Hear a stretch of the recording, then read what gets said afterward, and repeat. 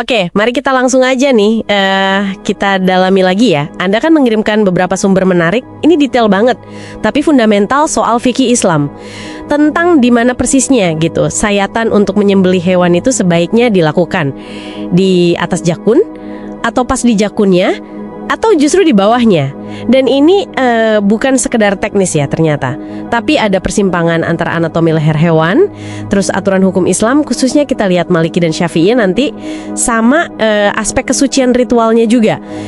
Kita coba pahami yuk dasar sama alasan dibalik aturan ini. Betul, betul. Dan yang menarik memang di sini tuh ya gimana aturan detail ini tuh akarnya justru pada pemahaman fungsional anatomi leher hewan itu sendiri. Jadi ada 4 saluran vital nih di leher yang jadi fokus utama penyembelihan. Ada al-hulkum, itu tenggorokan ya, jalur napas. Terus ada al-mari, itu kerongkongan, jalur makanan. Dan yang terakhir sepasang, namanya al-wadajain. Ini pembuluh darah utama. Ada vena jugularis sama arteri karotis di situ. Perlu dicatat juga, jakun atau al-jauzah itu sendiri sebenarnya bukan targetnya ya. Dia cuma penanda aja, landmark anatomi gitu. Nah, ini dia nih yang jadi sangat menarik.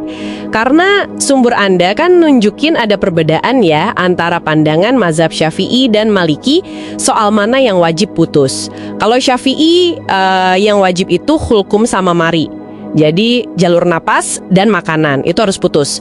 Nah kalau wadajain, pembuluh darahnya itu sangat dianjurkan memang, sunnah muakkadah istilahnya. Tapi hukumnya nggak sampai batal kalaupun misalnya nggak keputus.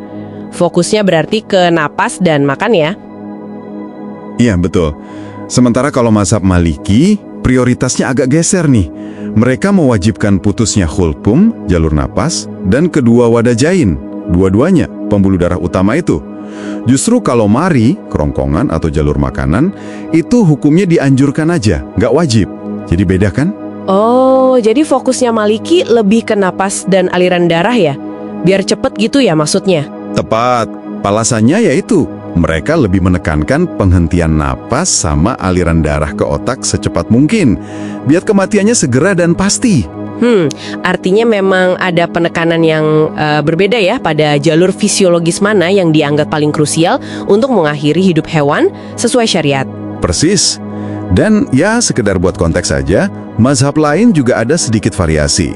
Misalnya Hanafi, umumnya mensyaratkan 3 dari 4 saluran mana aja putus, udah cukup. Kalau Hambali, pendapat terkuatnya malah lebih ketat, mewajibkan keempat-empatnya putus. Tapi ya seperti kata Anda tadi, kita fokus ke Syafi'i dan Maliki ada dulu ya hari ini, sesuai sumbernya. Oke deh, sip.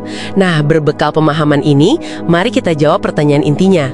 Gimana hukum nyembelih di atas, pas di, atau di bawah jakun menurut dua mazhab ini? Oke, berdasarkan analisis fikih sama anatomi di sumber-sumber Anda, penjelasannya cukup runut sih. Yang pertama, kalau nyembelihnya di akas jakun. Nah, posisi ini, bisa dibilang semua sepakat, ini tidak sah. Kenapa? Ya karena secara anatomi, ketinggian.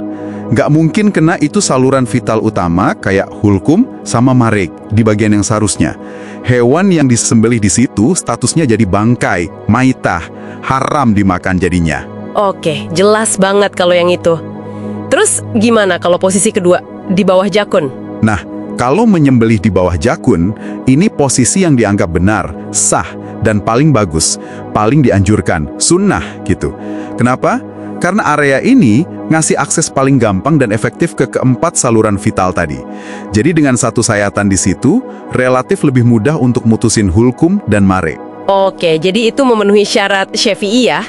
Betul, sekaligus juga kena wadajainnya. Nah, ini memenuhi syarat Maliki. Jadi, ini posisi yang paling ideal. Paling aman ya berarti. Nah, terus opsi terakhir gimana? Kalau nekat nyembeli pas di jakurnya? Wah, kalau tepat di jakun ini, hukumnya sangat tidak dianjurkan. Istilahnya itu, makruh tahriman. Makruh yang mendekati haram. Nggak bagus banget deh pokoknya. Alasannya ada dua nih dari sumber Anda. Pertama, risikonya tinggi banget sembelihannya jadi nggak sah. Kenapa? Jakun itu kan tulang rawan ya, keras. Itu bisa menghalangi pisaunya. Jadi saluran wajib di bawahnya, kayak hulkum misalnya, bisa jadi nggak keputus sempurna. Gagal deh sembelihannya. Masuk akal sih secara mekanis ya. Terus alasan kedua apa? Alasan kedua, ini nyambungnya ke prinsip ihsan. Itu loh, berbuat baik ke hewan pas menyembelih. Kalau kita nyayat pas di tulang rawan yang keras, itu kan susah ya, butuh neken lebih kuat, atau gerakannya jadi kayak menggergaji gitu. Nah ini potensi banget bikin prosesnya lebih lama dan nambal penderitaan hewannya. Jelas ini kan nggak sesuai sama anjuran menyembelih yang cepat, tajam, dan semudah mungkin. Oke.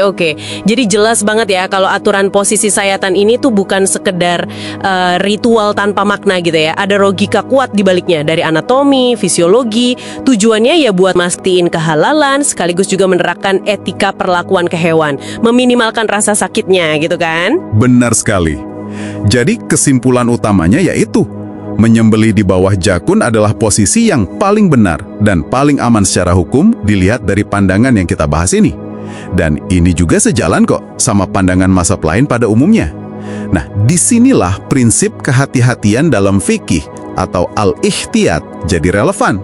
Kita ambil jalan yang paling tidak diragukan lagi keabsahannya. Makanya, kalau dari sumber-sumber Anda ini, standar emasnya atau rekomendasi terbaiknya adalah lakukan penyembelihan itu di bawah jakun. Dan usahakan secara sadar sengaja gitu untuk memutus keempat saluran sekaligus. Hulkum, mari, dan kedua wadajain. Sapu bersih aja sekalian. Kenapa ini jadi praktik terbaik? Ya pertama, jelas ini sah menurut semua mazhab utama Sunni. Jadi nggak ada perdebatan lagi soal sah atau enggaknya. Kedua, ini memenuhi anjuran sunnah secara paling lengkap. Dapat pahala lebih kan? Ketiga, secara fisiologis, ini memang cara yang memastikan kematian hewan paling cepat.